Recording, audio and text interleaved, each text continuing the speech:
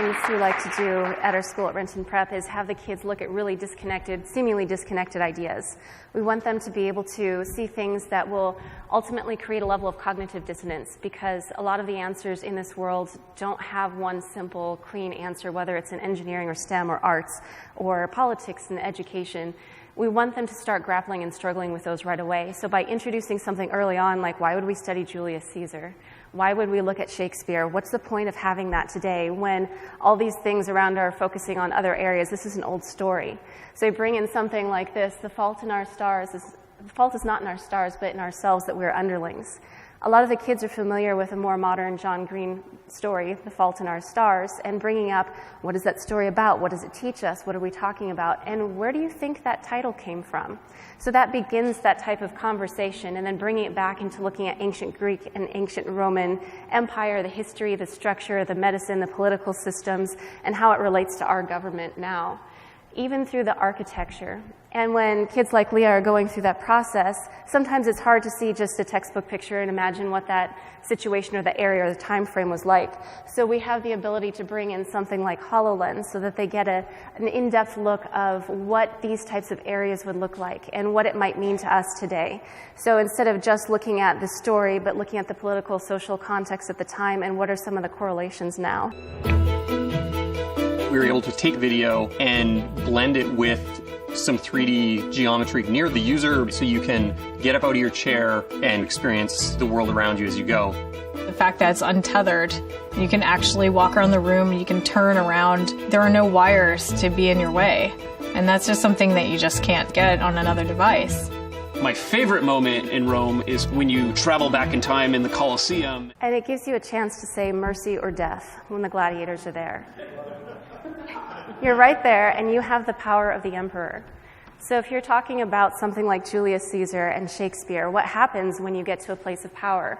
When you're the dictator perpetuo, when you have the opportunity to get a military group out of a sticky situation really quickly, but then you are set in that position over and over again, what happens to your perception of power?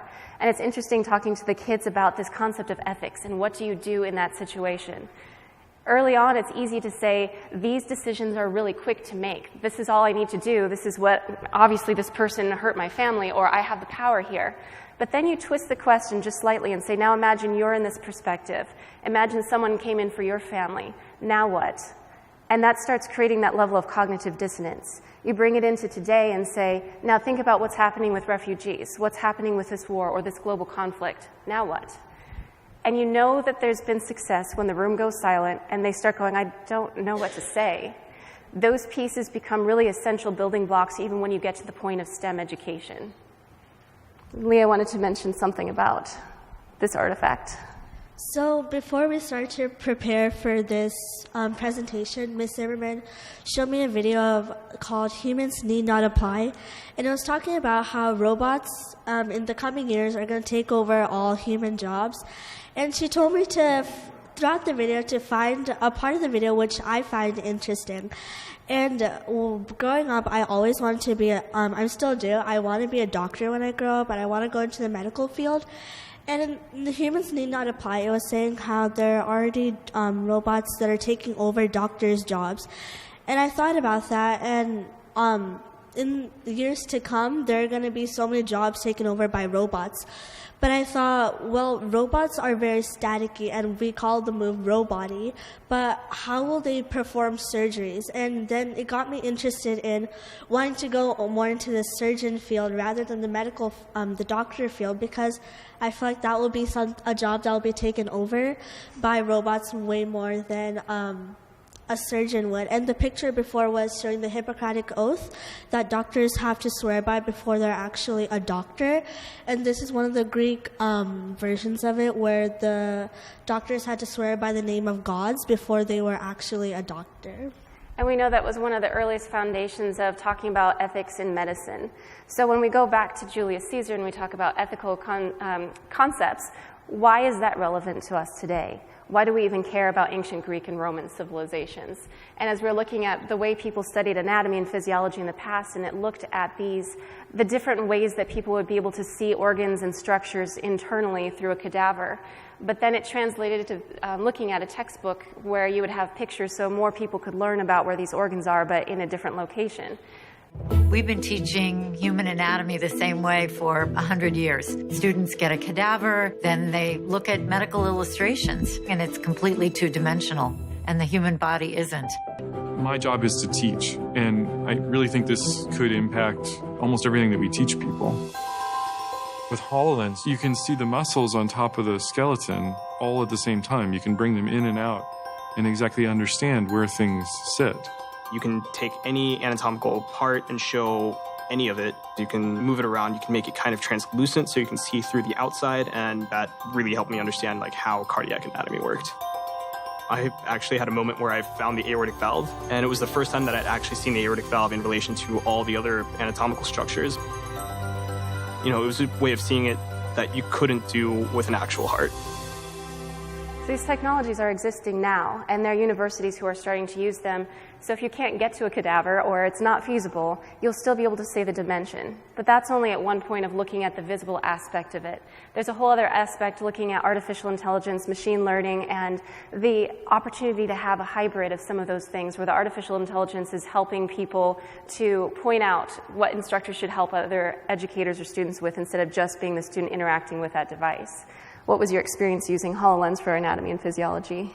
Yeah, so when Miss Zimmerman showed me the picture of the early people looking at cadavers and learning medical science from that, I thought to myself, if I was living in that era trying to become a doctor, how difficult it would be to actually learn about the human body. And then as time proceeded, we got pictures, 2D pictures in textbooks. But now we have the HoloLens, and we can actually see and walk around and enlarge a heart. And I actually got the privilege of looking through the HoloLens to actually see a heart. I got to see it pumping, I got to see it stop pumping, I got to see it cut open, and what an atrial fibrillation would look like. And that will help me so much more when I try to go into the medical field, trying to learn more about organs and parts of the human bodies. As strange as it sounds, connecting it back to Julius Caesar and getting stabbed by the Senate and what was going on with the blood loss, what was happening to his heart at the time, it brings that back to have that as an anchor story, but then see it in context of multiple different lines. There are some apps that are by the same company that give them access on tablets to be able to at least see dimensional objects, and we know it's not widely available at this time. Our school had the opportunity to be one of the first in the United States to pilot with as young as 4th grade students going up to be able to give feedback to some of those things. But in the event that kids have the opportunity to start looking at dimensional objects, there are some that are becoming revolving multidimensional features that you can get online. But beyond that, as we were talking earlier, there's so many free courseware that have a lot of resources for people that are free. So when we were talking about the Julius Caesar and how it's placed in Rome, HoloLens gave me an opportunity to go through it and actually go through Rome. And as we saw in in a video clip before about you being able to go into the Colosseum and choosing mercy or death, and that gave me personally a different view on Rome and a different view of learning Julius Caesar. So this is a video of a robot performing surgery on a grape. So it's restitching the skin of a grape overall. So while we were researching for this presentation, I found this doctor in the UK who already started using the robot Watson by IBM. And we got in contact with him, and he actually gave us some access to his app that he's making for people all over the world for their own pain. And if they have any symptoms, it tells you to rate your pain, and it gives you simple diagnostics of how you can take care of your problem that you have. And this is some pictures that he sent us of the app itself, and it tells you to rate your pain, and it tells you what you can do about it. And there's an app both for adults and kids. And it helps the clinicians get a huge amount of data on their patients. It helps them to interact with the people so that the most essential information is spent with them as opposed to going through some of the basic details. And that hope with artificial intelligence or cognitive machine learning is already in process of being in existence. May not be as full out as Baymax, but that those things that kids are starting to watch now, to be able to point them to that in education and say, what's your passion? Pursue it. How do we find the resources out there that actually exist now so that you can start thinking about your career in the future? Even if you want to still go into the medical field, there are a lot of areas that you can go into, especially if these things are going to exist, and potential 47% of jobs now may be replaced by some type of machine learning.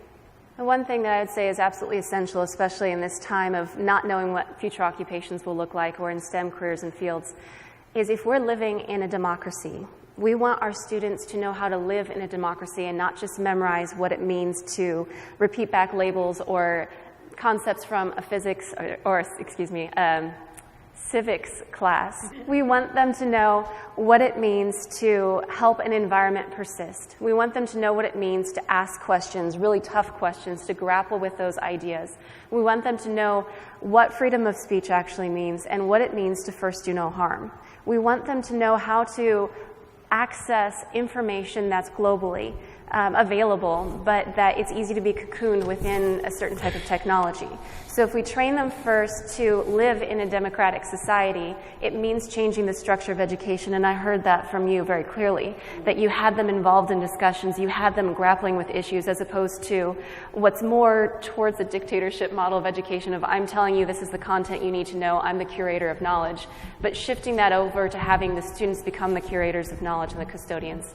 So by having them live through that process and taking more responsibility and finding that balance between freedom and order and chaos and control to help navigate that path, and the ethics will really help them in the future when these questions come up of what do we do with information, how do we navigate this territory.